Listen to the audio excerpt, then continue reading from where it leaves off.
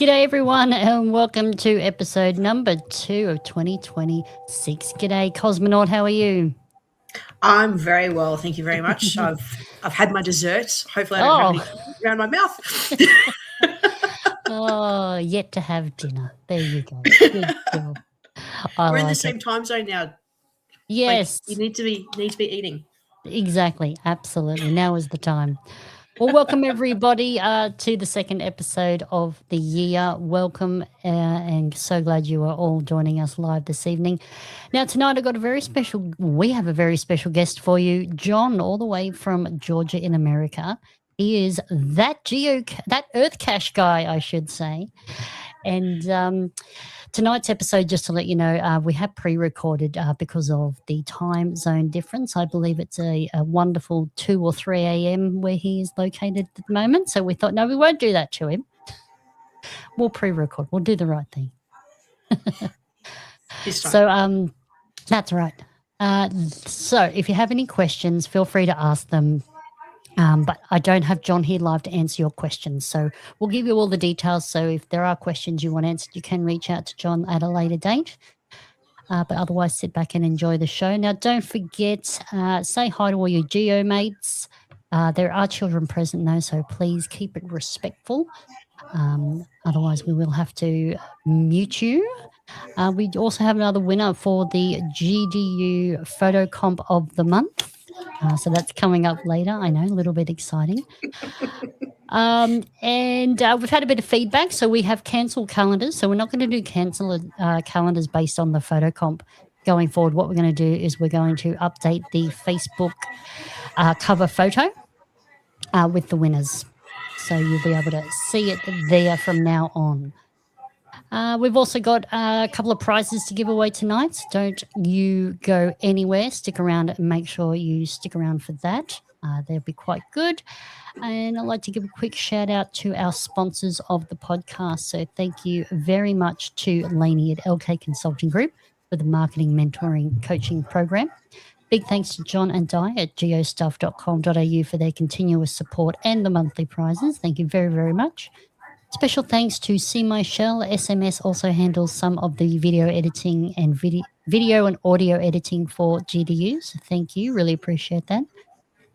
Don't forget tonight, if you'd like to go in the draw to win the prizes that we have from geostuff.com.au, just head over to tinyurl.com/GDU wheel.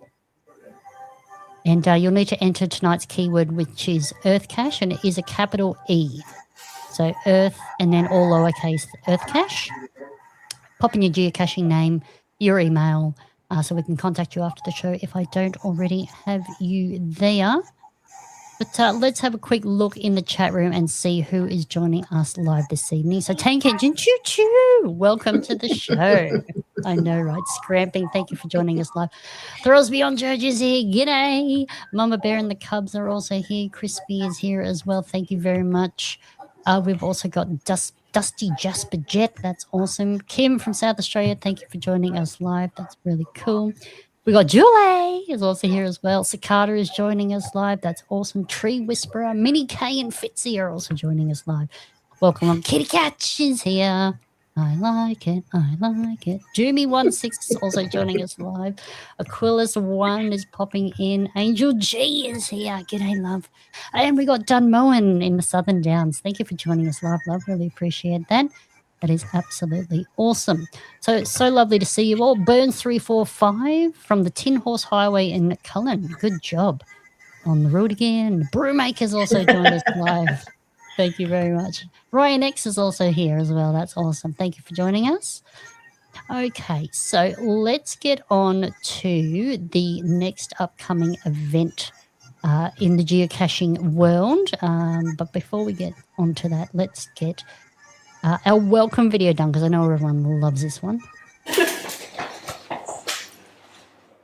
Welcome to the show. Geocaches, muggles, viewers and listeners.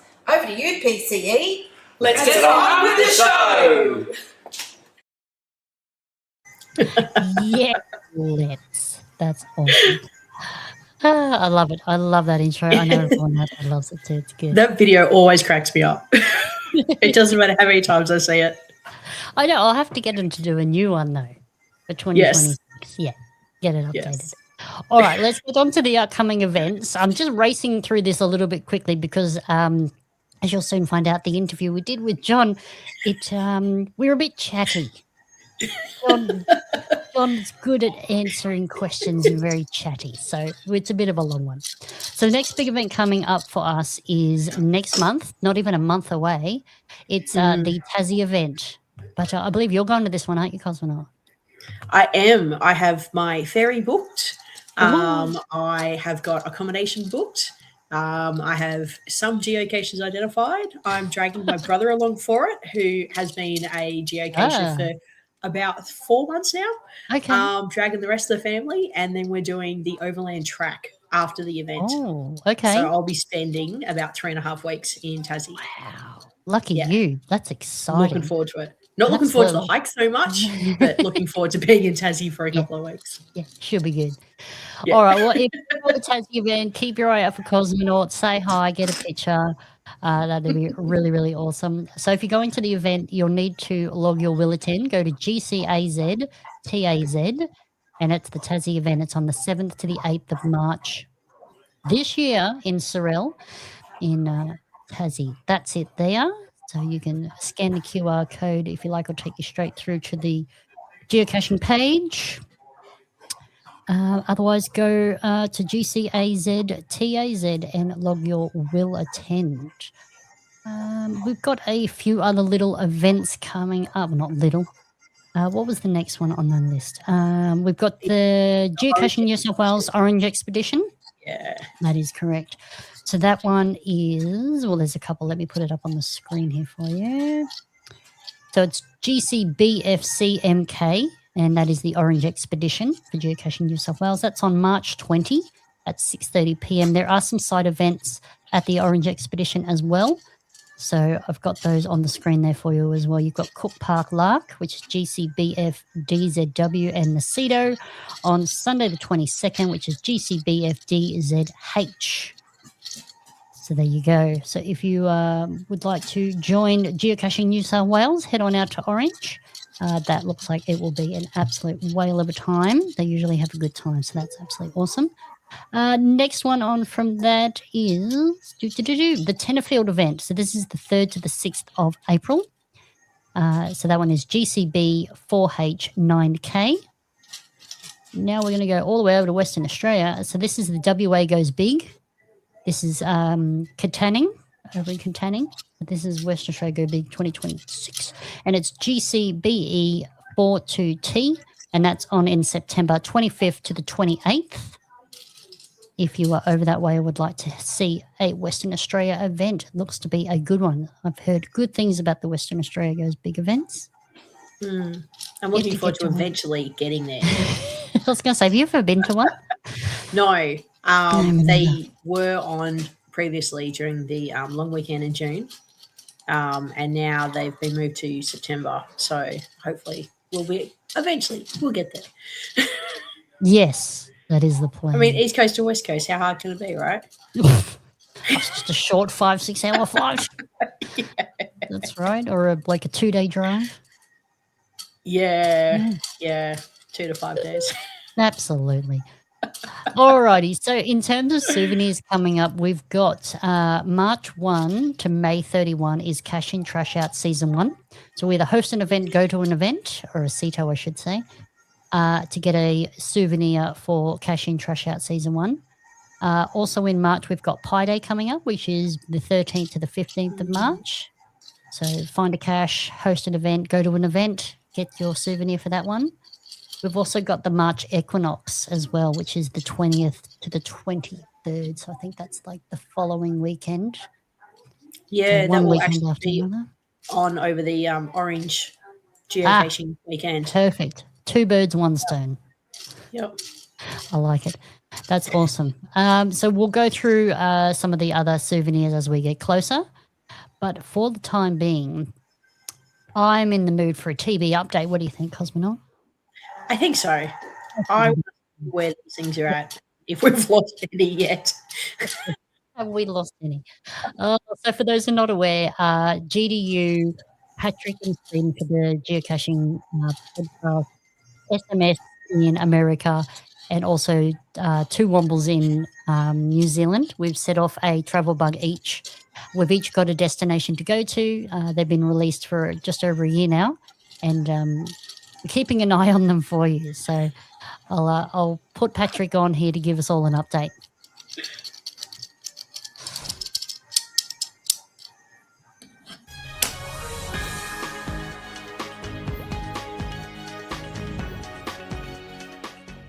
Welcome to TB News.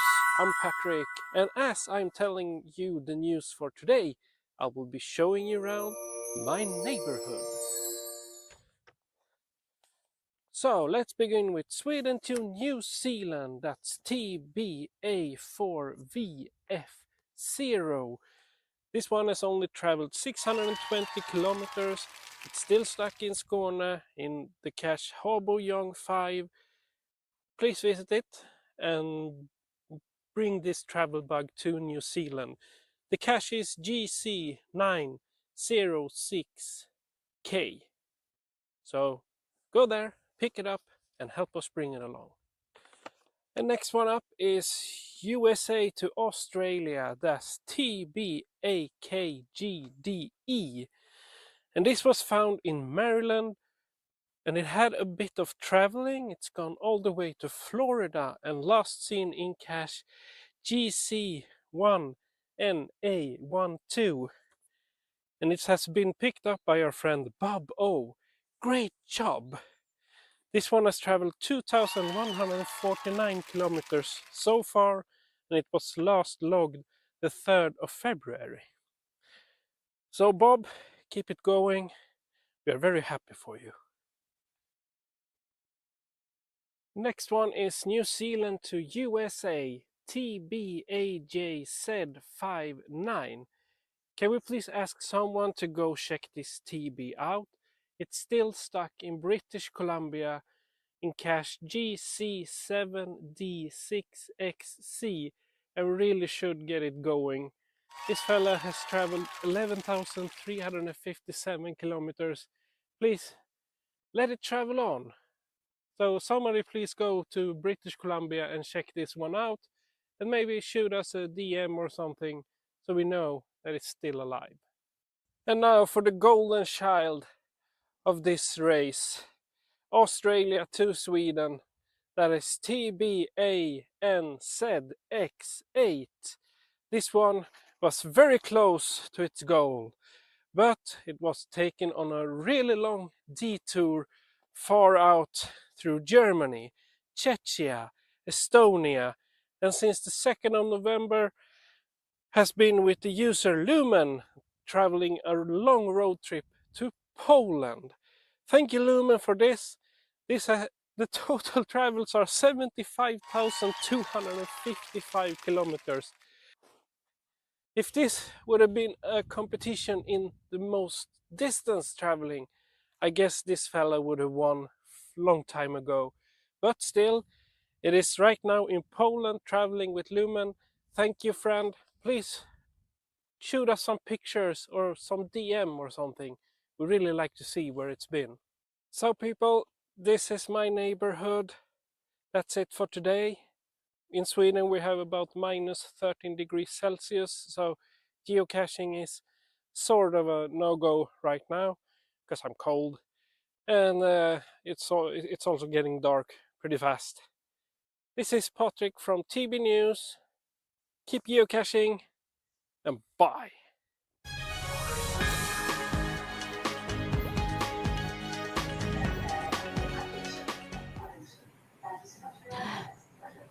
There we go. We've got our TB update from Patrick. He is a hoot. I love him. So what I've picked up is that we either need to go to Sweden or BC to pick up the TBs that are just floating around. That's it. The lost ones. The lost and abandoned and forgotten.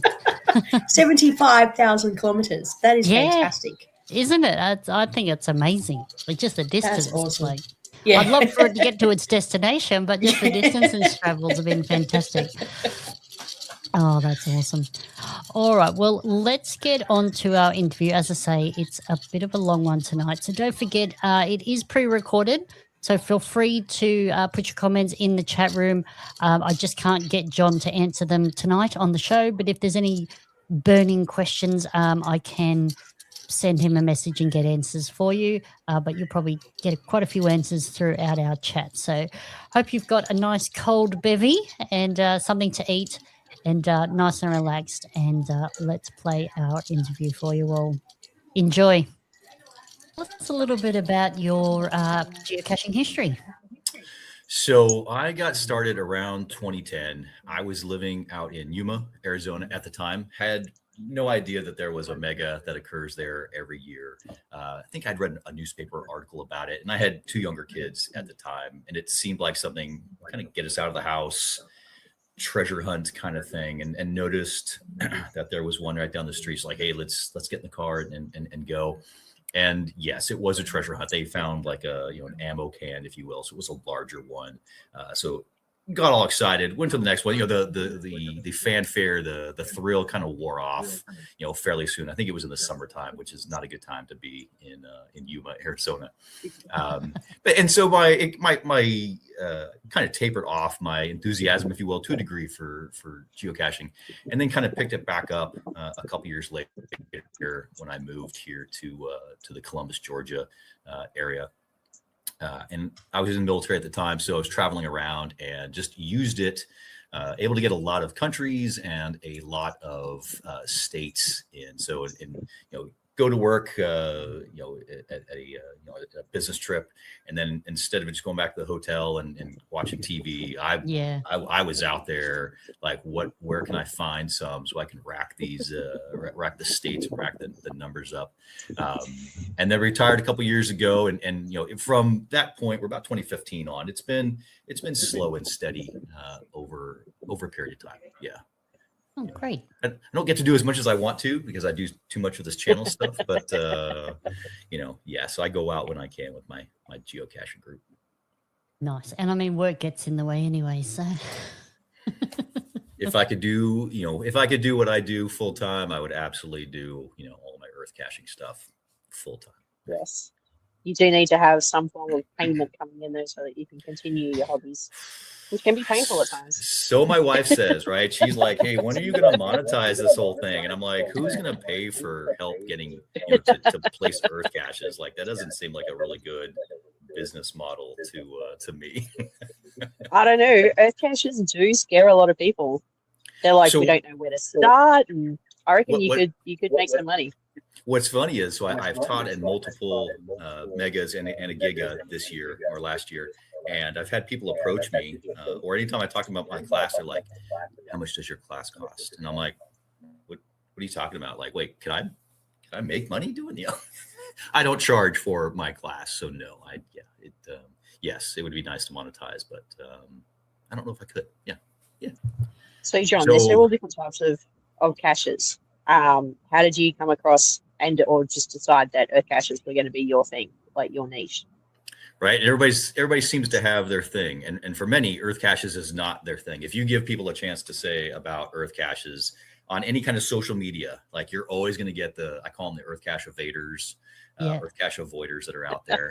And once we moved back out here and I started to get back into it, I found my first earth cache down by our river, and it was on the fall line, which is where 2 different types of geology, physiological geology kind of meet, and it goes up the East Coast, and it was interesting. It was okay, and then I started finding more and more of them, and they got more and more interesting, and I really enjoyed going out. I mean, I always loved geocaching in general, simply because of you get to go explore new places, but the fact that they are able to tie in the geology and the lesson, the educational aspect of it, really kind of appealed to me.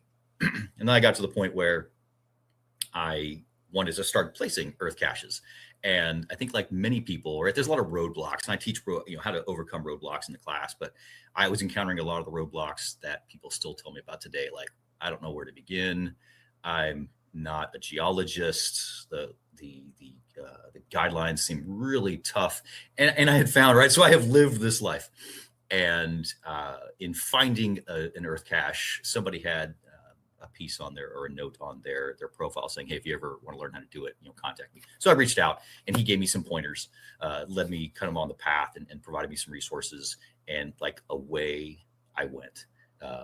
At that point on, it was just, I will seek those out to the exclusion of others if possible. I really just enjoy the places that they bring me and the things that they are teaching me. And that's really what the Geological Society of America is the proponent, the sponsor of it, with the partner with Geocaching Headquarters.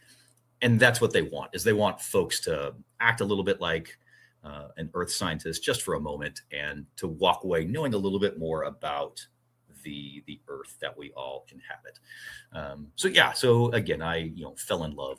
That's how I fell in love with got obsessed with them. Nice. And how did that lead on to you ending up helping people, and now you've got this whole project going?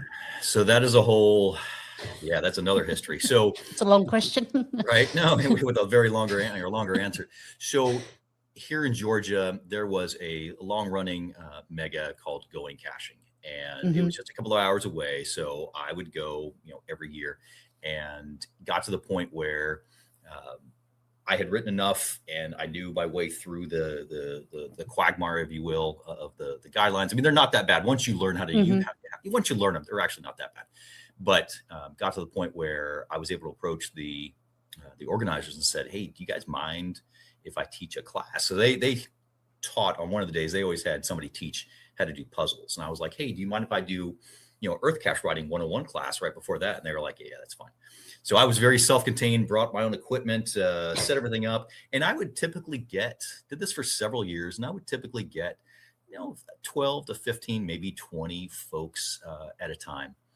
And it was great. And I had no thoughts about expanding it beyond that. I wasn't tracking if anybody was actually using it. I know a couple did, but I was not tracking anything whatsoever. I was just happy to teach the class. And then in 2024, October of 2024, that was the last one. And before then, I was like, I really want to continue teaching this class, but what am I going to do? How am I going to do it? And so I just started doing some research on YouTube, right? YouTube has everything.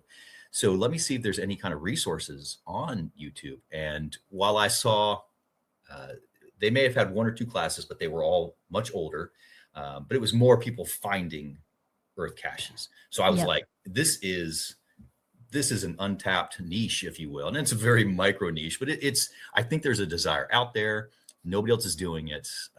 I know how to do it fairly well. And I taught while I was in the military as well. So I was like, hey, why not me? I'll just go ahead and start doing it. So started, but have no idea, no background in broadcasting or recording or editing or putting all the things together. But it was just like, I'll figure it out. Let's just go. Let's just That's keep going. usually how you do it, isn't it? You just jump in and figure it out as you go. And it's gotten better over time. And initially I was like, hey, I'm going to go visit earth caches, and I'm going to do classes.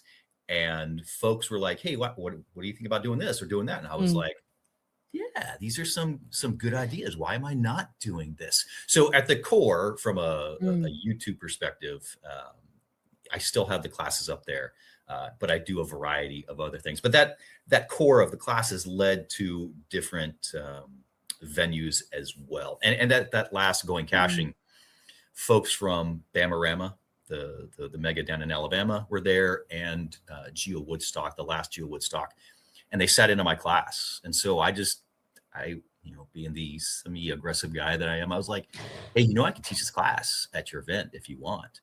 And it took a couple months and the back and forth to coordinate it, but ended up teaching at Bamarama last year, which is actually leading into this year, and then taught at Geo Woodstock as well. Those led to teaching up in Canada. So one thing has led to another, and then somebody approached me, hey, we're trying to do this, this other mega in Canada. Would you be interested? Let's continue talking. Other folks asking. And then it also led to, if I'm doing it on YouTube, if I can do that, I have the class, I would teach it in person in the South, right around the Alabama, the Georgia, the Tennessee area, the Florida area. But I was like, there's all this technology out there. Why can't I teach this remotely? And so that kind of blossomed as well. So taught it several times to include a class out in Queensland, which was great. Like, let's just figure this out and see. Again, we can do the video thing. See what we can do, yeah. This isn't hard, right? The biggest time factor, or the thing is the time, well, especially with you all, is just the time factor. It is, yeah. So I can literally you just mentioned Queensland, so you've done a virtual class for an event in Queensland. I did at the end of last summer, like June, July. Yeah, which was great. That's awesome. But again, that kind of proved the concept that it's possible. And so really the only barrier is language. Obviously I speak, American English, but one language, beyond that, the sky's the limit. So if there are folks out there, if there are groups out there that are interested, like, happy to provide the class. That's absolutely awesome. Thank you. So John, as we move into 2026, what are some of the items or activities that you're looking to actually achieve this year? So again, building on all of the things and the ideas that people kind of threw at me, or things that I have, that have come out of my brain, which always scares my wife. So there are a number of videos that I have done in the US before in terms of tracking the numbers here in the US as well as Canada, and the growth, the decline, typically the growth, but sometimes the decline of EarthCaches, and looking at the trends. And so I'll be doing that for Down Under, if you will, here soon. I've already, if I recall, I still have to work, tweak my script a little bit, but so I'll be giving you all anew in 2026, what your numbers look like for the last 3 years. And then another piece that I'll be doing for, again, North America, and now for the Australia area, is the purge. So last couple of years, Geocaching Headquarters has implemented a policy of, if the cache owner of an EarthCache has been inactive for 5 years or more, then they will archive the EarthCache. If that makes sense. So it's not dependent upon the EarthCache. It's dependent upon the cache owner's activity. So as they've trailed off for one reason or another, right? One thing that they're supposed to be doing is keeping tabs up on your caches, of course. So we lost, several hundred in that first. I think it was well over 1,000 that first purge, and then last year, I think worldwide the numbers were about 700. But that's a policy. So that's one thing that I'll be tracking for Australia. That's interesting. I didn't know that headquarters were doing the purge thing. Yeah. And, I mean, it makes sense because it makes room for active players. Yeah. So it kind of clears the game board and allows, and it doesn't mean you can't bring those back. There are guidelines regarding how to bring those back. You really kind of have to start from scratch. But so it's possible, but it comes with some caveats. But I think initially I was like, is this a good idea? Like, what's going on? And then I've come to kind of embrace it over time. Yeah, absolutely. One of the other things, especially for support, and again, I've always provided this, but I've kind of expanded it last year, is so I have this thing called the EarthCache or Pass tool. And really all it is it's a Google form. So I would get folks on a very regular basis, several times a month, send me an email, and they would say, hey, can I turn this into an EarthCache? And it got to the point where, like, all right, let me just standardize this, right? Again, I was in the military. Let me standardize this, right? I need some efficiency.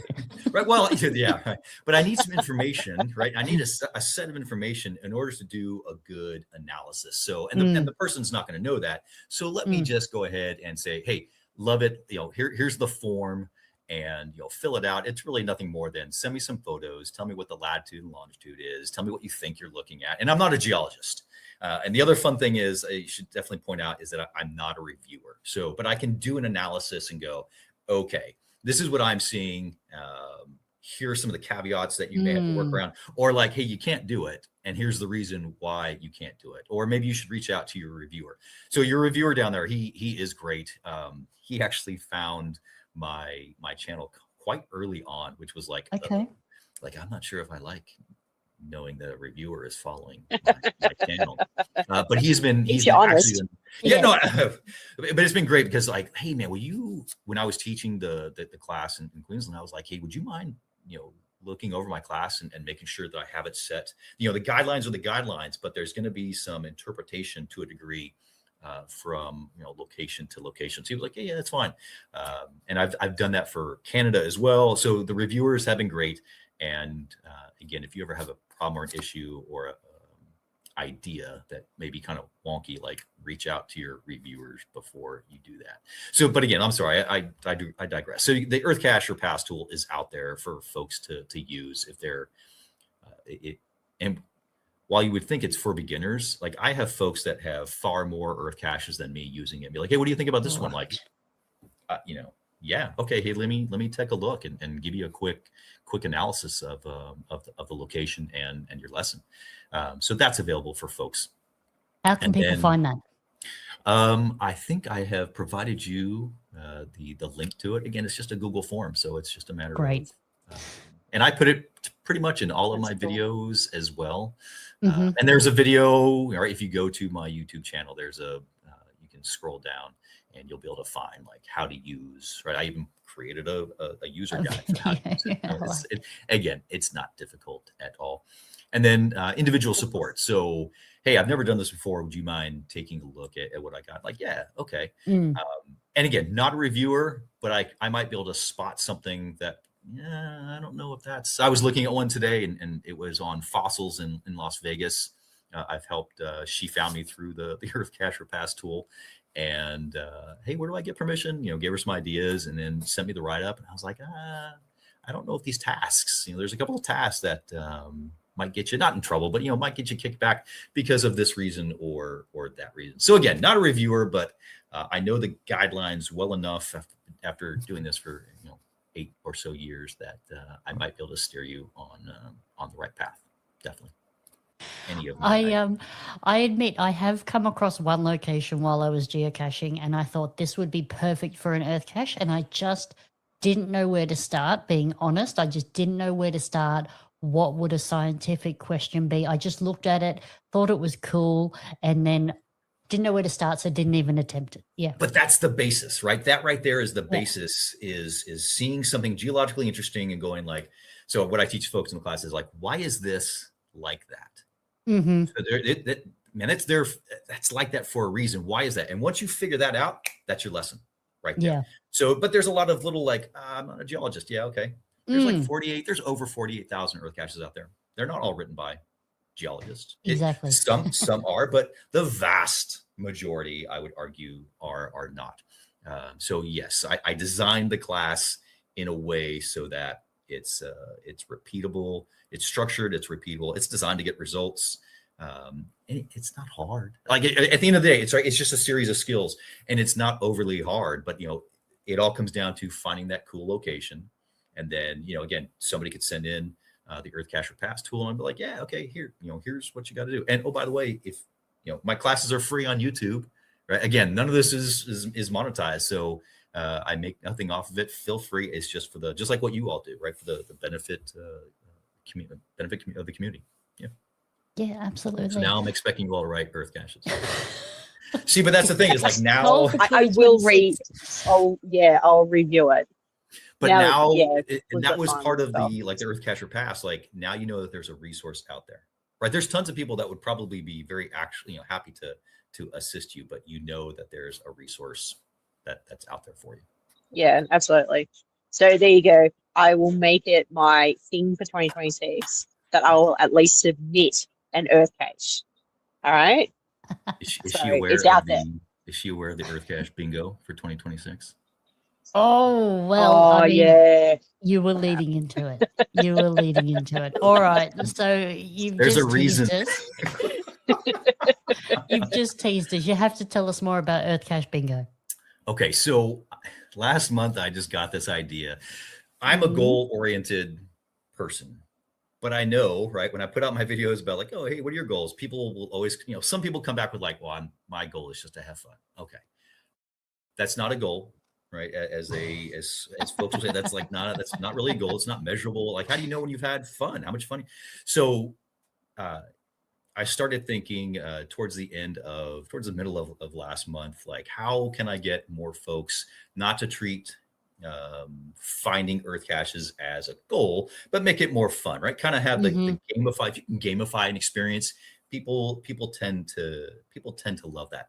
And so in my group, I was teasing around like, hey, we should do like a bingo card, for like, just not an earth cache specific, but like a regular bingo card. And people, my little group, like, oh, that's an amazing idea. And then I was like, I should do an earth cache bingo card. And that really got right. I just sunk my teeth into that idea. Yeah. And then how do I put all this together? And it ended up with what I have now, which is a 25 spaces or blocks with a variety of different earth caches for folks, not just to find, but also like find on specific days. Like, hey, go find one on Earth Cache or International Earth Cache Day. Find one above 1,500. I made it so I tried to design it so it's going to be challenging for some people, but also if you're like new, if you don't sink your teeth into earth caches, that's okay as well. And one of the blocks again out there is the utilize the EarthCache Pass tool, and really I put it on there so that folks will understand that resource is out there. The same thing with the classes, right?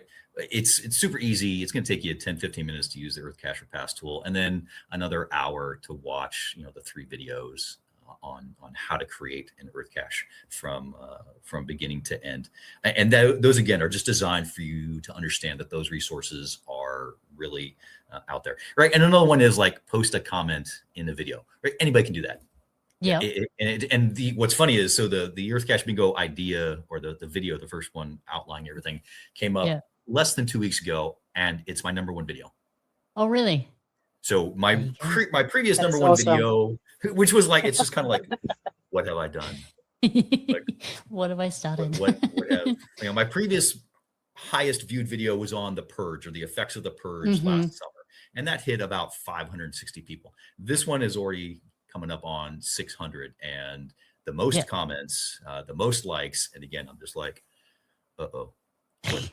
I've got folks on 4 different continents that are taking part. And again, I absolutely love it. And it's leading me down different roads as well, to like, okay, well, there's these megas coming up. So like, you have the TASI event coming up.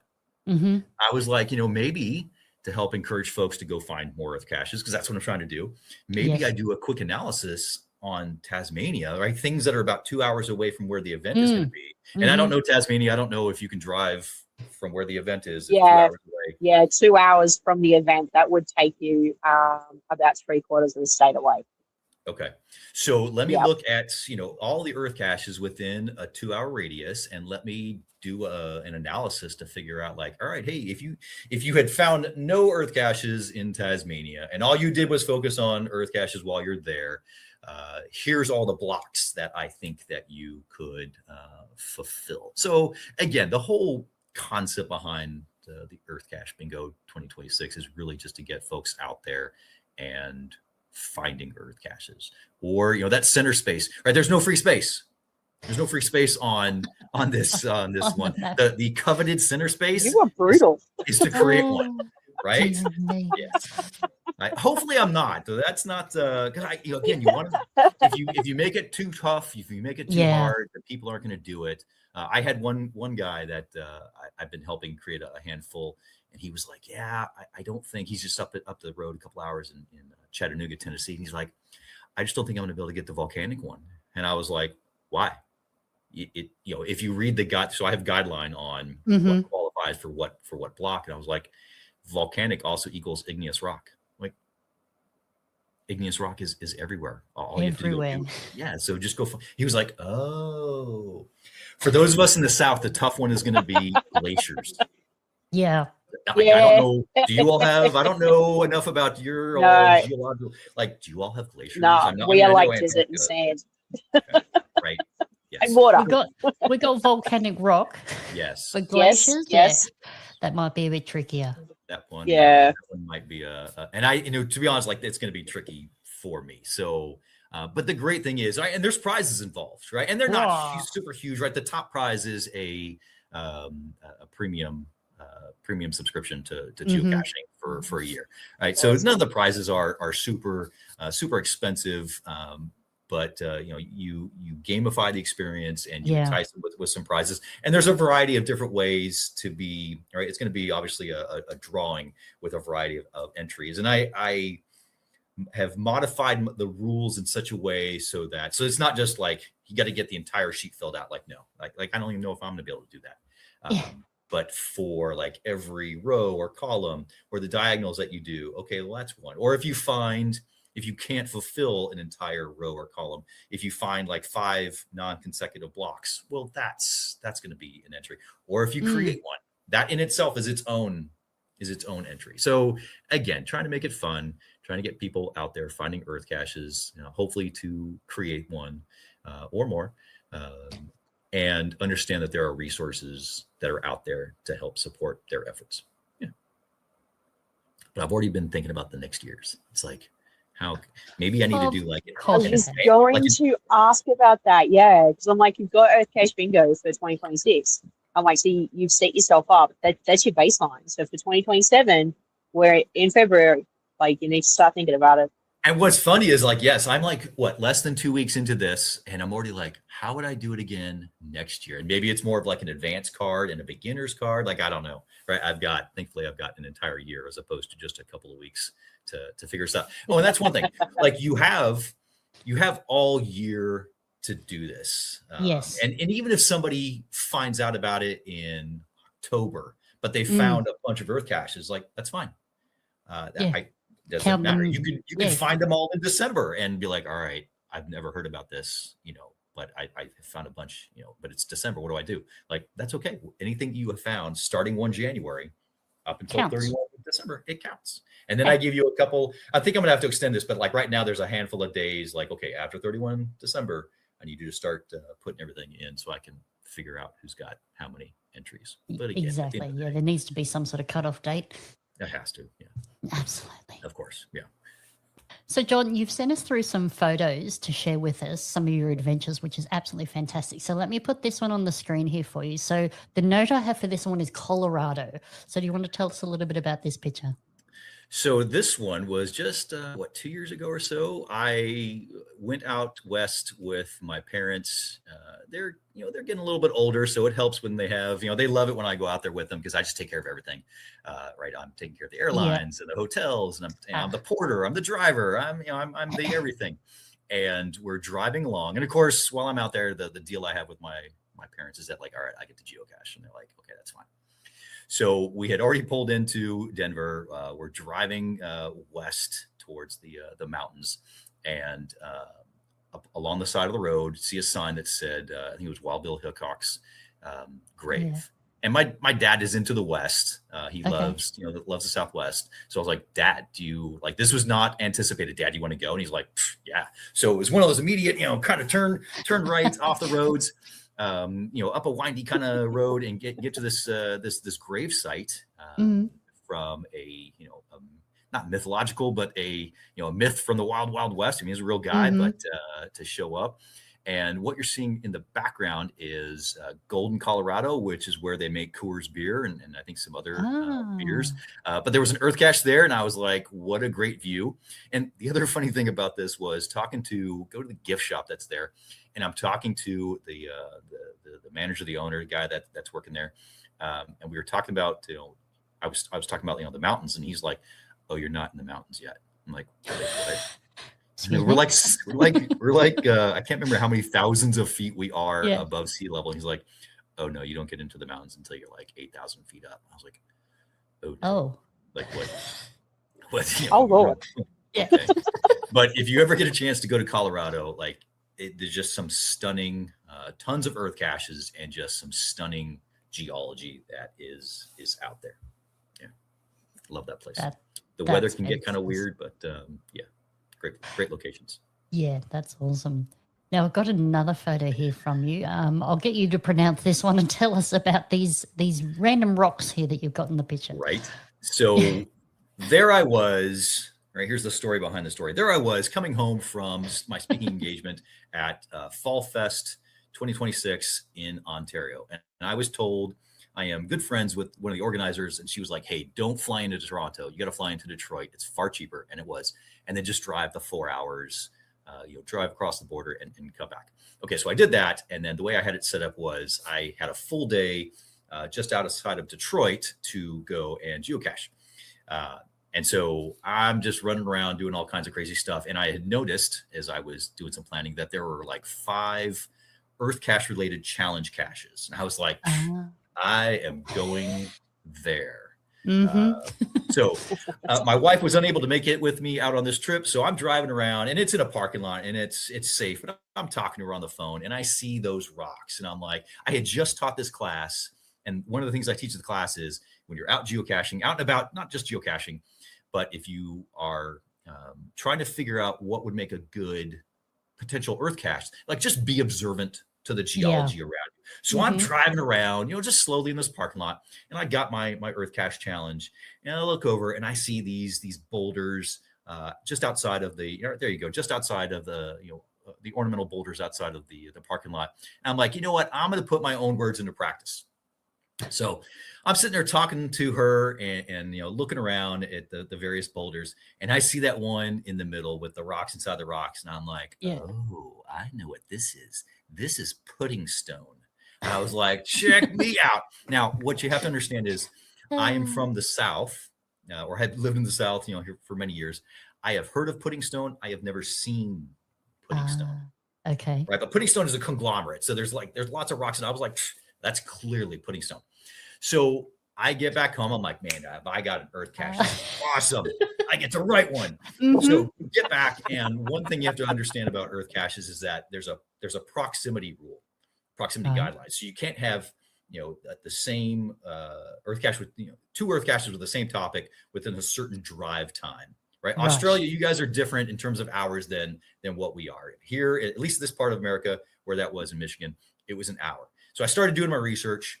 And I was like, there's one on pudding stone within an hour away, like 30 minutes away. And I confirmed this with the reviewer. He's like, yeah, you're gonna have to figure something else out.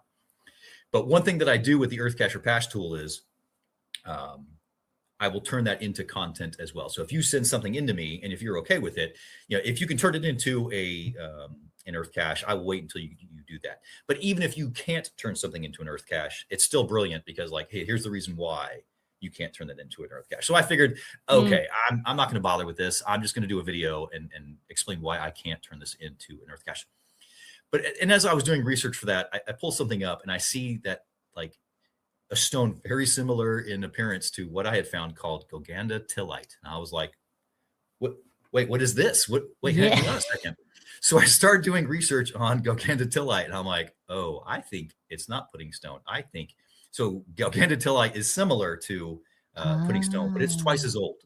It's basically a glacier has come down and carried all of those rocks in the middle and deposited it, and then more rock came upon it and caused it to lithify into what you see there. And I'm like, okay. So I don't normally do this, but I reach out to a Michigan rock hounding group, and I was like, hey guys, I'm from the South. I found this rock. What is it? And like 49 out of 50 people are like, oh, that's GT. And I'm like, oh, well, that's different than pudding stone. Yeah. Ergo, I can now make an earth cache out of it. There's another rule that you have to have been at ground zero within 2 months. And I'm like, oh, I'm like a week away from that. So I'm just furiously doing my research and pulling it all together. But so that is my latest earth cache up in Michigan. That I didn't think it was going to get turned into one, but there was a little flip in the script, and ergo now we've got a new earth cache. There you go. You never know. You never know what you're going to find out there. See, even the pros don't always get it right the first time. And I have just recorded the video for that one, and that's exactly what I think I'm pretty good at this. Sometimes I'm not, and that's okay, right? That's okay. But yeah, that's Goganda Tillite. And what was really crazy was right there. How many times have you found an earth cache on like weathering or erosion or and that's okay. A lot of erosion in Australia. If you're learning how to do an earth cache, those are great ones to learn the system. But I started looking around. I was like, I have never seen one on Goganda Tillite. Pudding stone, yeah, they're out there. I was like, did I just create an earth cache on something? It's like, now I am a New. yes. Now you're back being a professional. Yeah, right. So yes, that was a solid win for me, thankfully. Yeah, I enjoy that one. Okay, and then you've sent this photo to me as well. You've labeled this one a lonely AL Earth Cache. So here in Alabama, for some reason, we have a number of lonely caches. So lonely caches being, those that have not been logged, found within a year. And many times they're on, here in Alabama, they're on the river for some reason. And I understand that. So they're all T5s. And, here in the summertime, many times of the year, like being outside, you're going to have to deal with ticks and mosquitoes and all the fun things. But in the fall time, the winter time, a little bit easier. So this one, I was out on the other side of the state for an event, and I was like, well, I'm out here. I'm going to go ahead and take advantage to find as many of these lonely caches as I can. And that was just one and what was surprising was that one was only about 30 minutes from a solid city, town. So I was surprised that it was lonely, but I was happy to put and place that found it log in there. God. Well, again, thank you so much for joining us today, John. Thank you for the pre-record. I know the time difference is a bit of a killer, but really appreciate you taking the time out to speak to Australia and New Zealand geocaching community. So we really appreciate it. Thank you. No, thank you for having me. And anytime you want to have me back in the future, you let me know. There you go. That was our interview with John all the way from Georgia in the USA. How was that? That was interesting. Very interesting. I know. As I said in the video, I tend to shy away from earth caches, thinking they're a little bit too, scientific for me. But I guess it's like any type of geocache. Just pick the easier type to begin with until you get the feel for it and just sort of work your way up. Yeah. Yeah. I was told the same thing with mysteries or puzzles. Yeah. Just look for the DT 1-1 type thing and just start from there. Exactly. I think that's sort of what I continually keep learning with geocaching is just start small and work your way up. It's good. Yes. Now, did we pass on the contact details for him? I don't think we have. Go for it. Put them in the chat. Yeah. And then we'll display them on the screen for you all.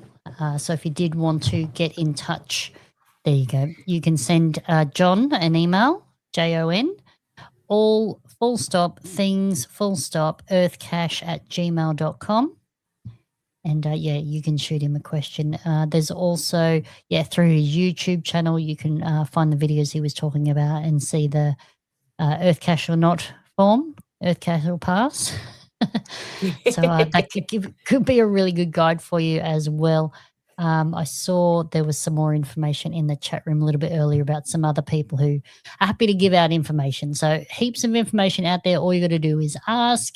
Geocaches are generally pretty generous with their time and their knowledge. So really good to see. But could have talked to John for hours. Like it was very, very interesting. Yeah, absolutely. Considering it was a topic that we both kind of shy away from. And then this guy starts talking, and you're just like, oh, okay, what about this? What about that? What about this? Actually sparked a little bit of interest for me. So I was like, oh, okay, maybe I'll give it a go. I won't commit to putting one out. I was going to say, have you done anything about your earth caches yet? No, I have not had time to even contemplate putting one out. But I'll put that on the bingo card for 2026. Yes. And we'll see how we go. How about you? I know you were pretty interested. I was pretty interested, and then life got involved. Yeah. And I think I had maybe 40 minutes to get ready for tonight's show. Oh, so right. I had this all big plan, and then I didn't end up leaving work or getting home from work till about 6. Oh, goodness me. Yeah. My goodness. Yeah, it's just, it's life, isn't it? Sometimes you just got to prioritize things and, swap them around. Some weekends it's housework, some weekends it's geocaching. Yeah. Well, last weekend we went to Wollongong. Yeah. Oh, yes, the Geo Venture. We've got a 4-wheel driving activity this weekend. and then there's like Camden the week after that. Orange, I won't be able to make. All-wheel drive, you might be able to find something on that. Yes, Plenty of rocks. I'm going to have a look at the EarthCache form now. Yeah, or I at his know. bingo list. Yeah. Oh dear, I know, right? Really throwing ourselves in the deep end here. All good. All right. Well, how about we move on to our photo comp for January's winner now, and we'll find out who won January. I mean, if you're pretty good at social media, you already know who the winner is. But let's do the announcement here for everyone else. I know, right? Hey, Scramping. Oh, hi, Hev Walker. How you going? Good, thanks. Good. Look, I've been thinking, when you go geocaching, you see some amazing things. I try to get a good shot, but half the time it's just a blurry shot of the logbook. Oh, tell me about it. My phone is full of photos of my thumb. But every once in a while you get that one really good shot. Hey, yeah.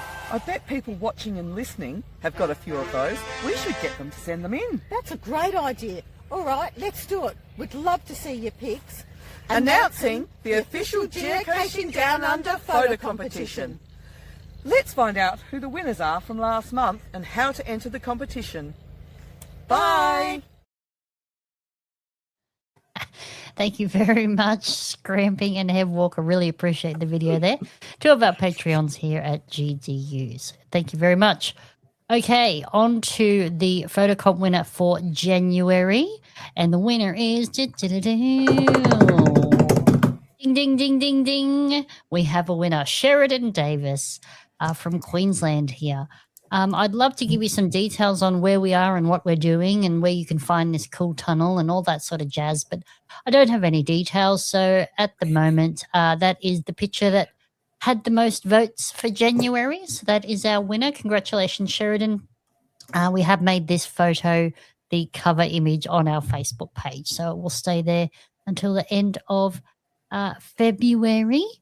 I know we are a month behind, but obviously I can't announce a winner for February until February is finished with voting and everything. So we're sort of behind ourselves there. But I mean, you understand. So that's all good. So thank you very much, Sheridan. Really appreciate you putting your entry in there. If you are interested in submitting your photo, it does need to be your photo, or you need to have permission from the photo owner. And if you would like to submit a photo, just go here on Facebook. You will find this post here pinned to the top of the Facebook page of Geocaching Down Under. Simply go to the comments, add in your photo. If you could put in some details there, it doesn't have to be, explicitly spoilerish, but just, this is the GC code and this is where we were. That'd be really great. So I can share the details of the winner here on the show. So yeah, if you've got a cool picture, it doesn't even have to be in Australia. You can be overseas or something that you've seen overseas. That's absolutely fine. Just submit the photo there, but no spoiler photos, please. That's all I ask. That would be good. That would great be cool. EarthCache photo. Yes. Come on, guys, get creative. Put your EarthCache photos in. Head over to Facebook. Go to this pinned post. Put your EarthCache pictures in. I like it. Good job, Minnie K. Good thinking. I like it. All right. Well, let's get on to the prizes because I know everyone's pretty much just here for the prizes. So let's get on to the super cool prizes. Here we go.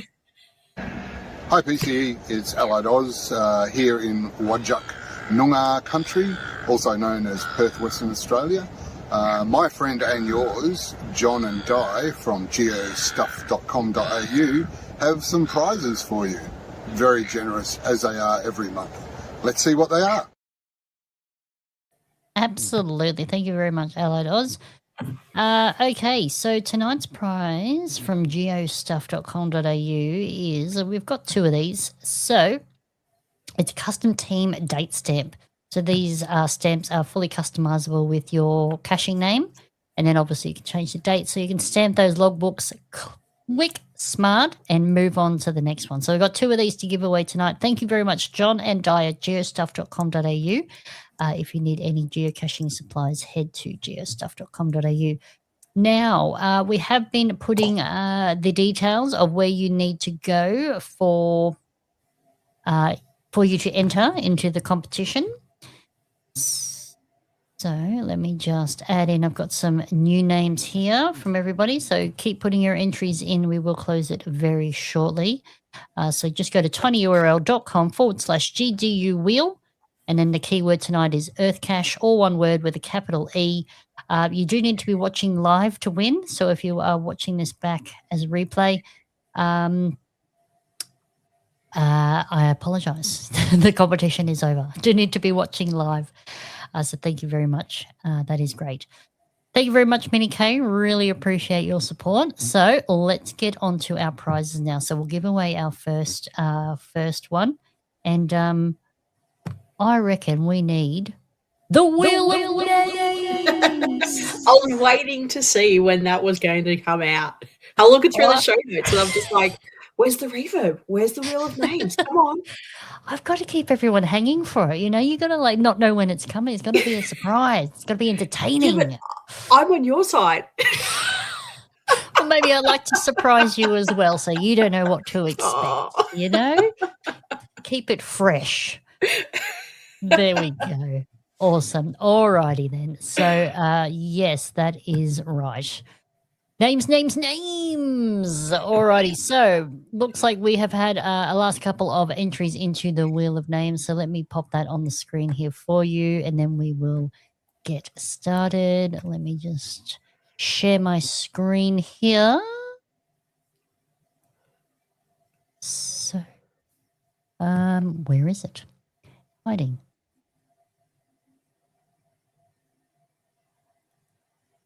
Oh no. Okay, can you see it? Yay. Yes, I can see it. It's the Wheel of Names. All right, they're just There going you go. crazy. I know, right? I know. Put the button down. Stop pressing the button. All righty then. So for a custom stamp, we're going 3, 2, 1, boom, and here we go, round and round and round. It's funny how it spins so fast, it changes colour. Love it. All right, who we got? Love it. Who we got? Blue Waddle. Blue Waddle. Blue Waddle. Congratulations. That is fantastic. So, Blue Waddle, as you have won a prize this evening, I will remove your name from the wheel. So, congratulations. And then, Charmaine, what I might get you to do, if you give me a countdown, we will reveal the second winner for tonight's prize. Cool. We're going in 3, 2, 1. Spin that wheel. Oh, I like it. I feel like I'm on a game show now. That's fantastic. All right, who's winning a custom name stamp? Oh, it's Minnie K. Oh, Minnie K. Well done. Ooh, good job, Minnie K. If you've got one, you can update yours. If not, congratulations, you've got a new one. Otherwise, you've got a spare. Woo-hoo. If you already got one. And you always lose things when you go caching. Not necessarily Minnie K. Just No. geocaches. And not necessarily on purpose either. Yeah. Oh, dear. Try and keep everything in the geocaching bag. Doesn't always work. That is absolutely awesome. No. Zips fail. You can't find the bags. You have to start a new bag, and then you don't have the stuff in there. Yeah. One of those things, isn't it? One of those things. Okay, so that is our general prize for this evening. So what I might do is I will share my screen, and then while I'm getting organised, Charmaine, do you want to tell us about our super awesome Patreon-only prize? Sure. So we have some path tags to give away, and I have got a new 3D printer that I've been trying out. And because it is February, which is the month of love, I have printed. No, it's still not going to work. Oh, it's green. It's green. Green for geocaching. This worked when we did our run through, but it's not working now. Awesome. It is a green and white fidget spinner with love hearts all over it. You can see that. That's better. Yeah. Yeah. It's got love hearts all over it. It just spin. So we'll be having that in the Patreon prize pack with the path tags. And I've been going a little bit crazy with some of my 3D printing geocaching containers. So there will be 1 or 2 in there as well. That sounds dangerous. I need to go put more cases out, because at the moment I just have boxes and boxes of containers. Oh dear. So it's a bit of a worry. All right, let's get on to our Patreon only prize. So we're going to pick a name out of the magic box of random names here. There we go. 3, 2, 1. Who's it going to be? Oh, the anticipation. It's Snappy Tomcats. Tomcats. Get out of town. I don't know if they're going to want my 3D. I was going to say they're probably the last people who want more geocaching containers. But nonetheless.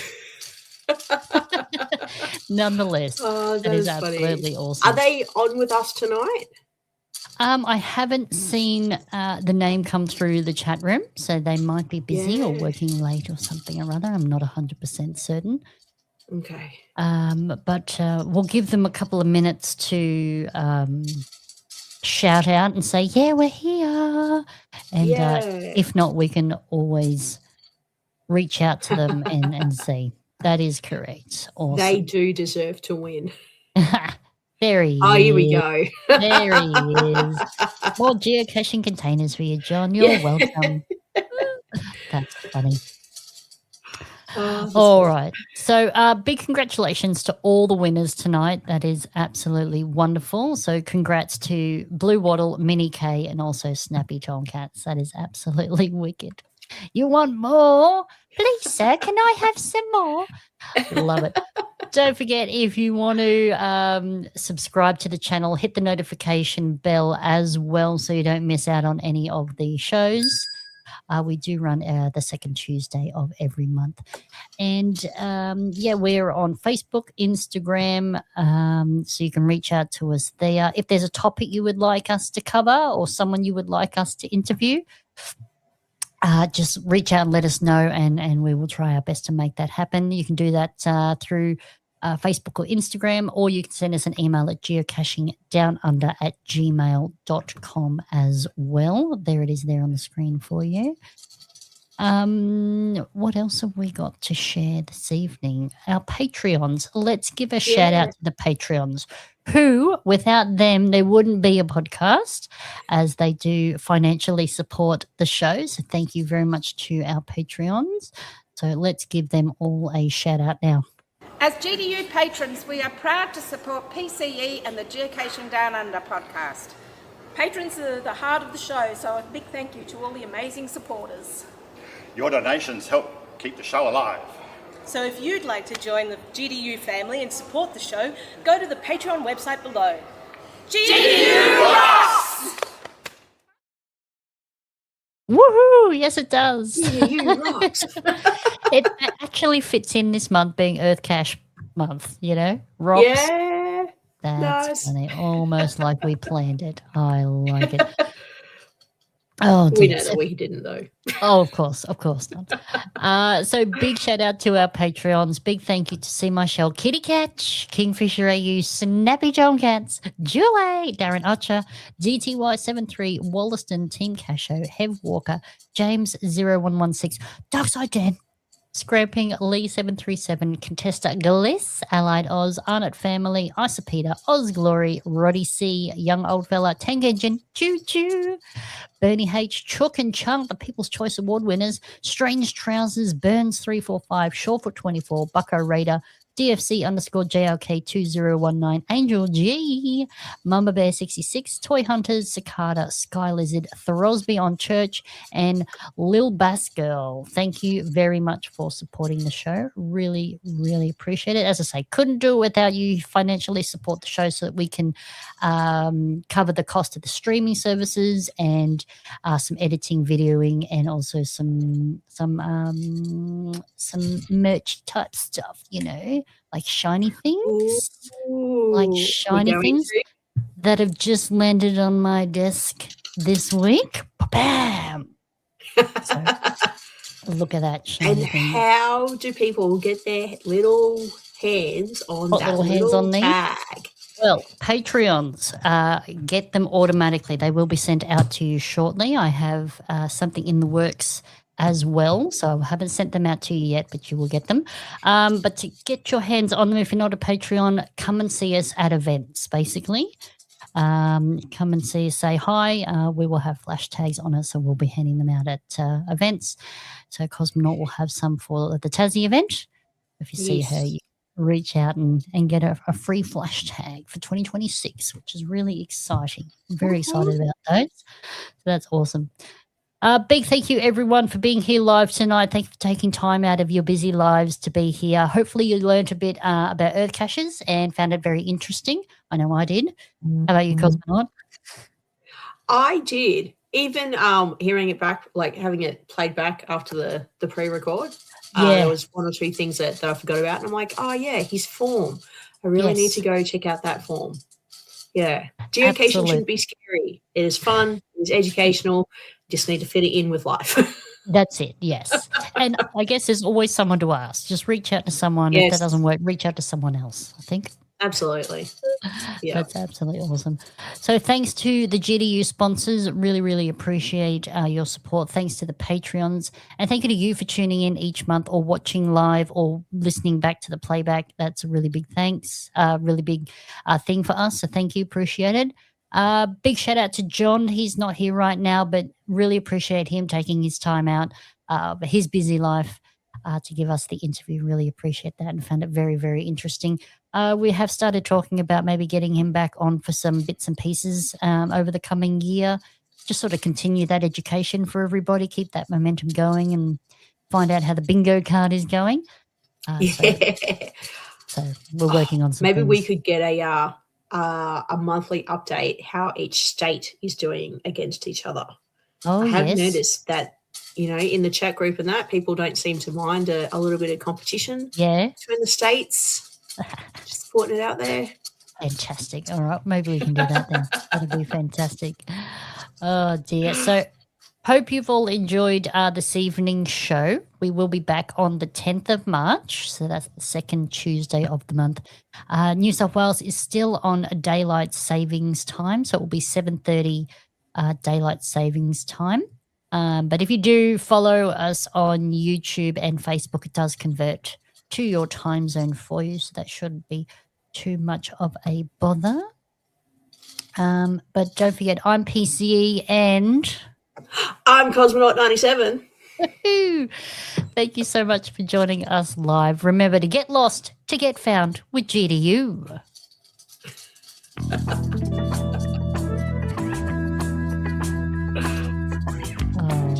We'll stick around for a couple more minutes and talk to the chat room. So if you're still here, have any questions for us, chuck us in the chat room now.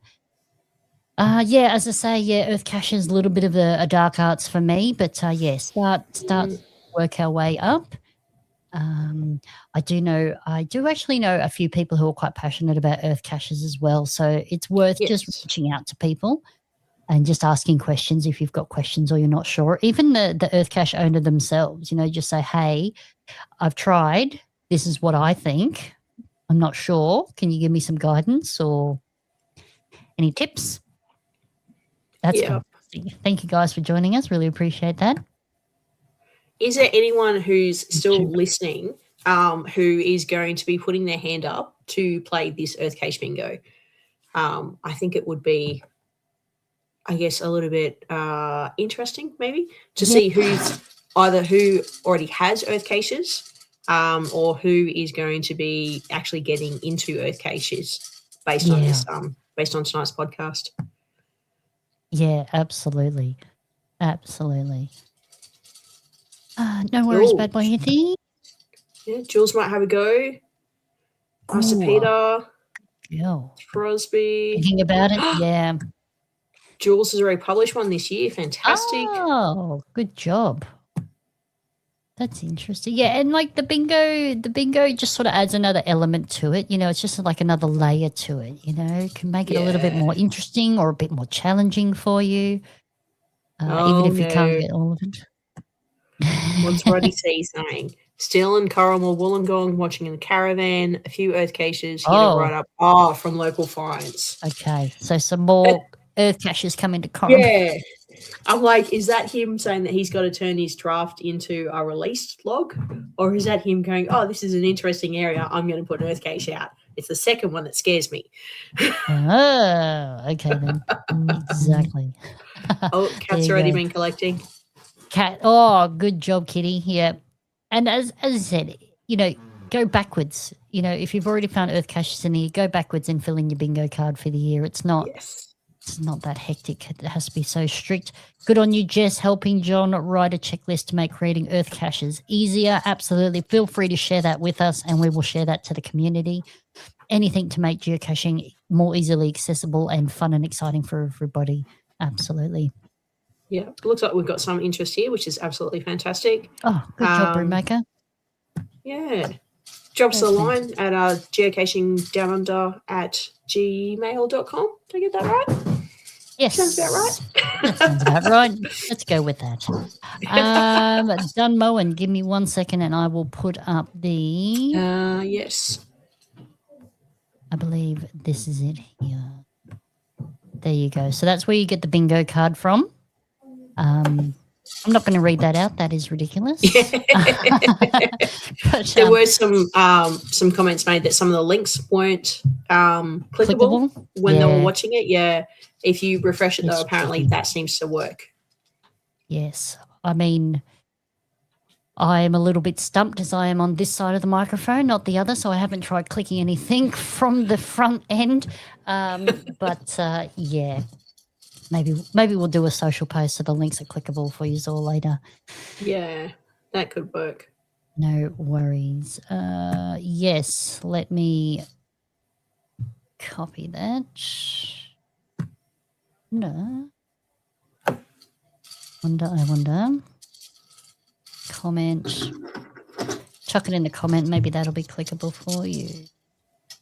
Yeah, we've been doing that all night, but it doesn't seem to be working.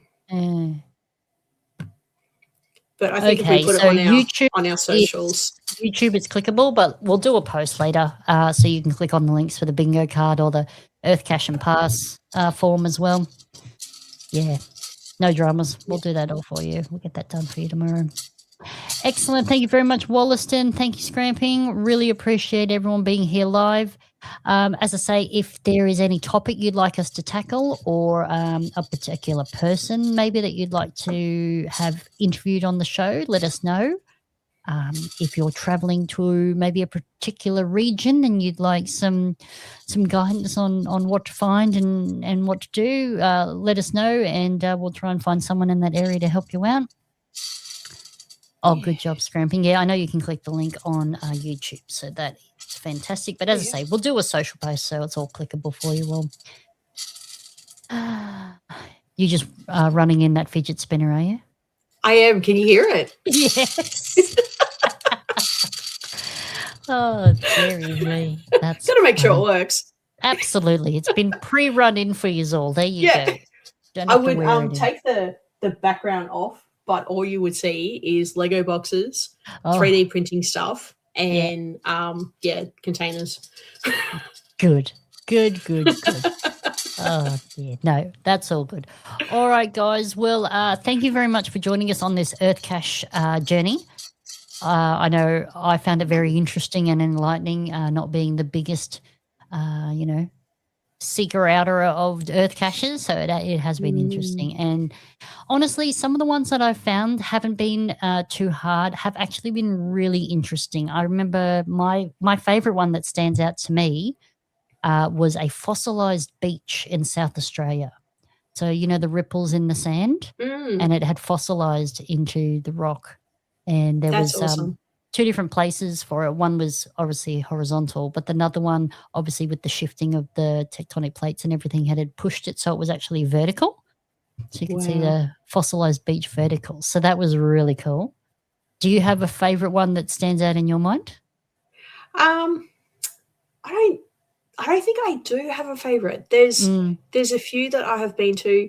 There's probably one or two in each state, maybe. Anything that allows me to learn about science and history, I'm a fan of. Yes. Yep. Yeah. That's good. Yeah, Dunmow, and that's the one that I did. Yeah, Isopeta in the Flinders Ranges. That's where it was. Nice. Yeah, that's really cool. That is cool. There is some All right. interesting ones out there. There is. All right. Well, hopefully everyone has enjoyed the show this evening. As I say, we'll be back on the 10th of March. We've already got our guests lined up for you. So put it in your calendars now. But as I say, we'll be doing some promo before that. And yeah. There you go. Excellent. Get on the EarthCache bingo. There we go. We've got an EarthCache coming out for It's Raining Caches. Fantastic. That's this Saturday. Added. It is. Through the 14th. Yeah. Did you manage to put any caches? Lovely weather we are having. Yeah, we were going to put some out before we went to Wollongong, and that did not happen. Didn't happen. Yeah. It's terrible, isn't it? Best of intentions, and then life just gets in the way. And would love to have done at least one, put out one from GDU, and just haven't had time to even go looking. Oh dear. Anyway, that's right. We'll dedicate our time for the podcast. How about that? Yes. Isa Peter's got a letterbox cache for It's Raining Caches. Good job. Oh, lovely. That is awesome. Yeah, so many cool Earth caches. Can't pick a favourite. Absolutely, I agree with you. Absolutely. Oh, there we go. Second Valley in South Australia is amazing. There you go. Put that on your list, everybody. Second Valley in South Australia. Awesome. Well, hopefully everyone's had a good night. And as I say, we'll see you on the 10th of March. Have a good one, and we will see you then. Bye. Bye.